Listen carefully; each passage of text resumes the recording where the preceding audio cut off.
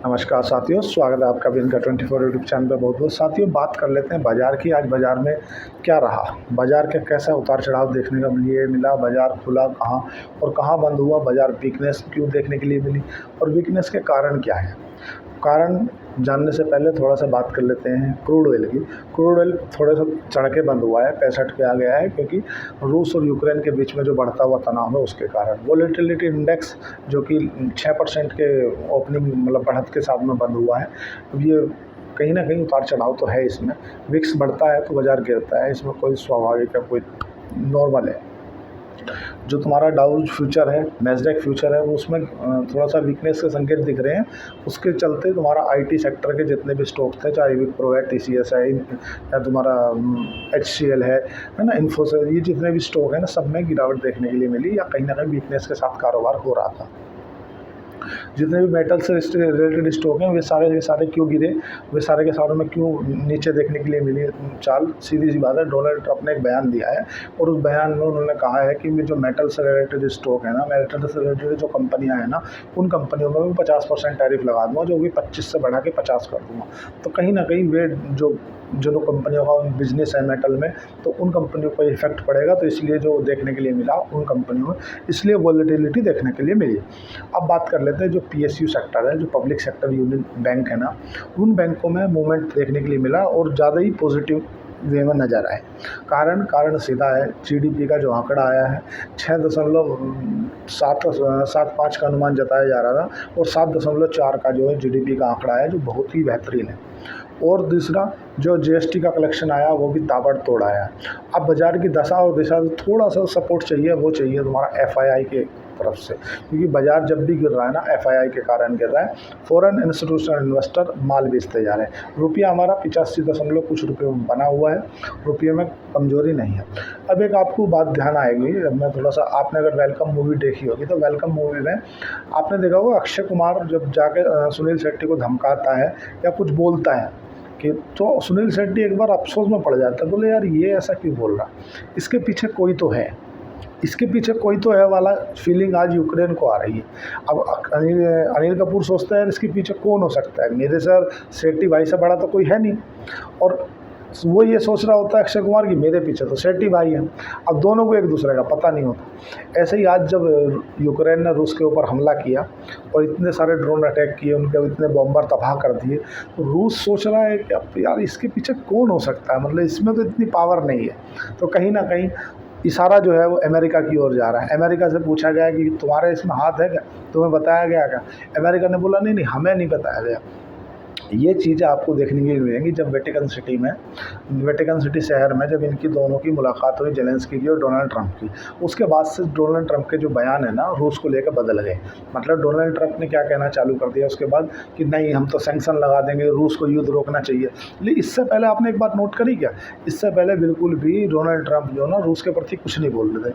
अब लगभग यूक्रेन का 50% जो रियल अर्थ मटेरियल्स हैं, चाहे कोयला है, खनिज है, ऑयल एंड गैस है, ये सारी की सारी अमेरिका की 50% हो चुकी हैं, दे दिया। जो उनने पैसा दिया था, युद्ध में लड़ लिया, तबाह हो गया। उसके बाद में अब पूरी के पूरे हिस्से का आधा कब्जा अमेरिका का है। अब अमेरिका ने 2 बार रिक्वेस्ट की डोनाल्ड ट्रंप ने पुतिन से कि भाई सर युद्ध को रोक दो, लेकिन वो माना नहीं। उन्होंने और हमले कर दिए और हमले। जिस दिन पहली बात तो जिस दिन कॉल किया डोनाल्ड ट्रंप ने, 1 घंटा वेट कराया पुतिन ने, 1 घंटा बाद बात करी, उसके फ़ोन कटा, उनने ट्वीट डाल दिया डोनाल्ड ट्रंप ने कि यार मैंने तो सीज़ फायर करा दिया है और युद्ध विराम हो गया है और मैं शांति हुई है। और उसके ट्वीट करने के थोड़ी देर बाद ही रूस ने यूक्रेन के ऊपर ताबड़तोड़ सबसे बड़ा अटैक कर दिया। पहली बेइज्जती फील हो गई उन्हें। दूसरी बेइज्जती फील हो गई कि जब वो एक क्वाड, रसिया ने क्या किया है, जैसे क्वाड बना रखा है अमेरिका ने, किसको काउंटर करने के लिए बना रखा है, चाइना को काउंटर करने के लिए, ठीक है। तो अब रसिया ने बोला है भारत से कि भाई हमारा एक प्रोजेक्ट पहले से बंद हो गया है, जब से गलवान घाटी में चाइना ने मतलब अपनी एक्टिविटी बढ़ाई थी, तो भारत उससे पीछे हट गया था। रसिया चाहता है कि रसिया, चाइना और इंडिया, ये तीनों देश बड़ी इकोनॉमी है। जिस तरह से अमेरिका ने अपना नाटो देश बना रखा, अपना संगठन बना रखा है, क्वाड बना रखा है, इस तरह से हम तीनों देश मिल जाएं। और अगर हम तीनों देश मिल जाते हैं तो पूरे एशिया के अंदर हमसे पावरफुल कोई नहीं रहेगा।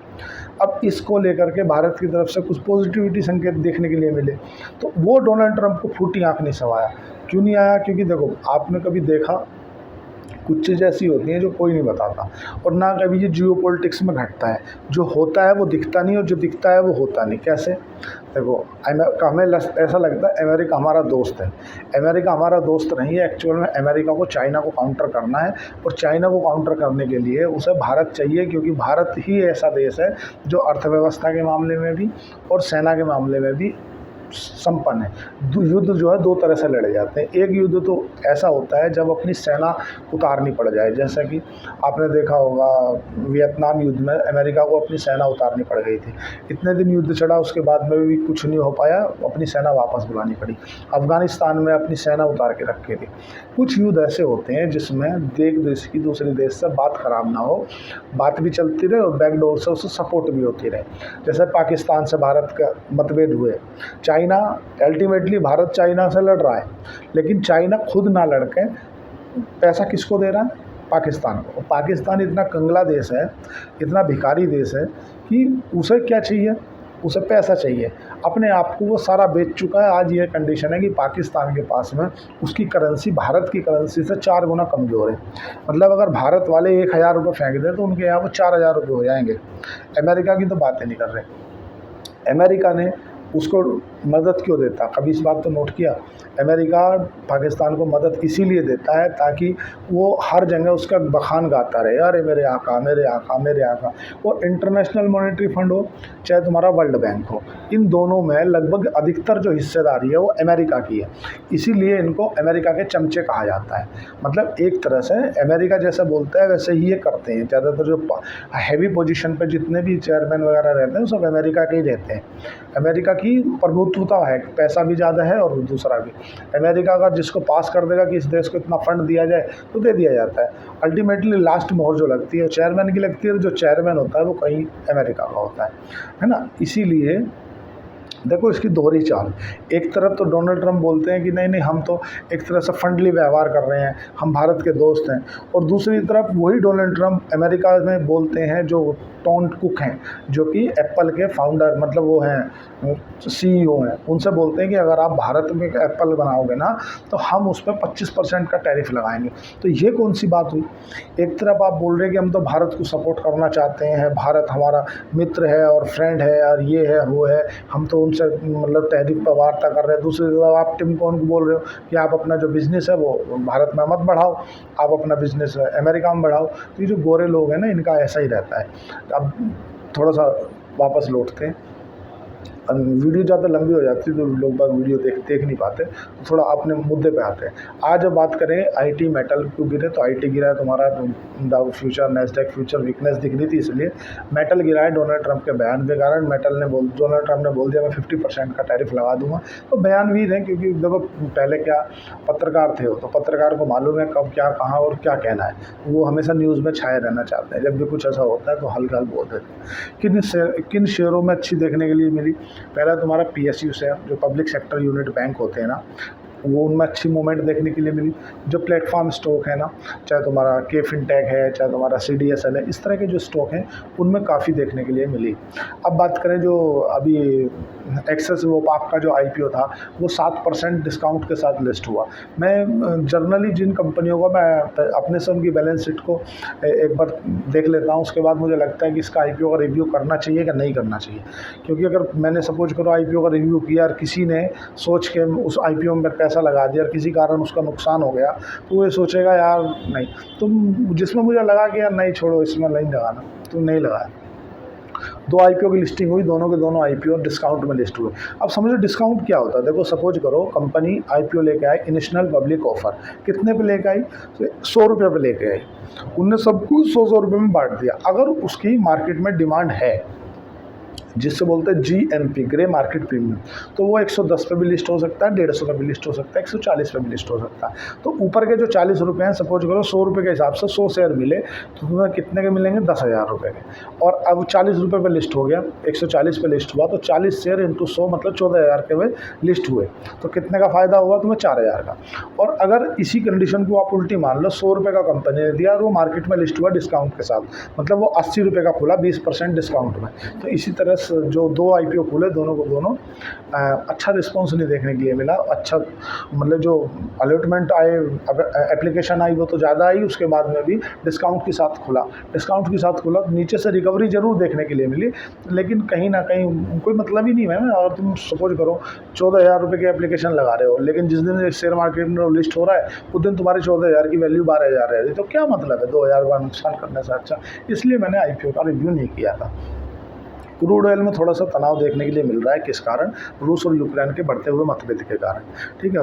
गोल्ड जिस तरह जब भी ये इस तरह की सिचुएशन बनती है, तो जैसे कि आप जानते हो कि लोग बाग कहीं ना कहीं गोल्ड में शिफ्ट होते हैं, और गोल्ड और तुम्हारा सिल्वर जो है उसमें मूवमेंट है ना। मतलब तुम्हारा 97,000 पे आ चुका है गोल्ड, और सिल्वर 98,000 रुपये में बना हुआ है। तो इसमें जो है ना 2-3 चीज़ आपको मान के चलनी पड़ेगी, क्रूड ऑयल का उतार चढ़ाव और PSU। अब देखो PSU बैंक क्यों बढ़ रहे हैं, सबसे पहले ये समझ लो, क्योंकि मॉनेटरी पॉलिसी की बैठक है, उसमें हो सकता है रेट कट हो जाए, तो इसलिए PSU बैंकों में नीचे से मूवमेंट आ रहा है। दूसरा, जो बैंकों के NPA घट रहे हैं, उसके कारण से भी बैंकों की जो बैलेंस शीट है वो साफ़ सुथरी हो रही है, तो बैंकों के अंदर रिकवरी लौट रही है, मतलब खरीदारी लौट रही है। अब जैसे भी कुछ होगा मैं आपको अपडेट कर दूँगा, लेकिन मैं अभी सोच रहा हूँ आज या कल 9 बजे एक बैंकिंग सेक्टर को लेकर के, बैंकों को कैसे पढ़े करके लाइव क्लास लेना चाहता हूँ, कि भाई मैं क्यों ना थोड़ा सा बिल्कुल लेमन लैंग्वेज में कि उसे किया जाए। जैसे भी कुछ होगा नोटिफिकेशन आपको आ जाएगी, अगर आपने सब्सक्राइब कर रखा होगा। अगर आपने नहीं सब्सक्राइब करा तो कृपया सब्सक्राइब कर लें और बेल आइकन को दबा दें। अगर आपको शेर खान के साथ डीमैट अकाउंट खुलाना है तो नीचे की जगह डिस्क्रिप्शन में जाके लिंक पे अपना ओपन दबा के अपना मोबाइल नंबर डाल के उसे कंटिन्यू कर सकते हैं, तो आप उसमें अकाउंट आपका ओपन हो जाएगा। जैसे भी कुछ होगा मैं आपको अपडेट दे दूँगा। आज के लिए इतना ही। चैनल को लाइक करें, सब्सक्राइब करें, कमेंट करें। धन्यवाद, थैंक यू।